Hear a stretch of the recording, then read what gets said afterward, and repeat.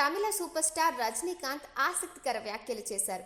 ఆయన రాజకీయాల్లోకి వస్తున్నట్టు ప్రకటించిన తర్వాత కొంతమంది ఇచ్చిన సలహాలు పాటించి ఉంటే ఈ పార్టీకి మానసిక ప్రశాంతతతో పాటు బోల్డంత డబ్బు కోల్పోయేవాడని చెప్పుకొచ్చారు. 2017లో ఆయన రాజకీయాల్లోకి వస్తున్నట్టుగా ప్రకటించారు. అభిమానులతో సభలు, సమావేశాలు నిర్వహించారు. తమిళనాట ఆయనకున్న ఫ్యాన్ ఫాలోయింగ్ని బట్టి రజనీ గెలుపు నల్లేరు మీద నడికేనని అందరూ భావించారు. ఒకానొక సమయంలో బీజేపీ ఆయనతో జతకట్టేందుకు కూడా సిద్ధమైంది.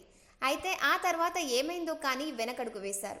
రాజకీయాల్లోకి రాబోవడం లేదని ప్రకటించారు. అన్నాడీఎంకే వ్యవస్థాపకుడు, మాజీ ముఖ్యమంత్రి ఎంజీఆర్ భార్య జానకి రామచంద్రన్ శతాబ్ది ఉత్సవాల సందర్భంగా ఏర్పాటు చేసిన కార్యక్రమానికి రజనీకాంత్ హాజరయ్యారు. తాను రాజకీయాల్లోకి వస్తున్నట్టు ప్రకటించిన తర్వాత ఎదురైన అనుభవాలను పంచుకున్నారు. రాజకీయాల్లో అడుగు పెట్టబోతున్నట్టు ప్రకటించిన తర్వాత చాలా మందిని కలిశాను. కానీ ఆ సమయంలో నాకు ఎన్నో సలహాలు ఇచ్చారు. వాటిని నేను తీసుకుంటే ప్రశాంతత, డబ్బు రెండూ పోగొట్టుకునేవాడిని. అయితే వారు ఆ సలహా ఎందుకు ఇచ్చారో, తెలియక ఇచ్చారో, తెలిసి ఇచ్చారో నాకు తెలియదు అన్నారు. అయితే ఆ సలహా ఇచ్చేది మాత్రం ఎవరు, ఏం సలహా అనేది మాత్రం రజనీకాంత్ బయటపెట్టలేదు.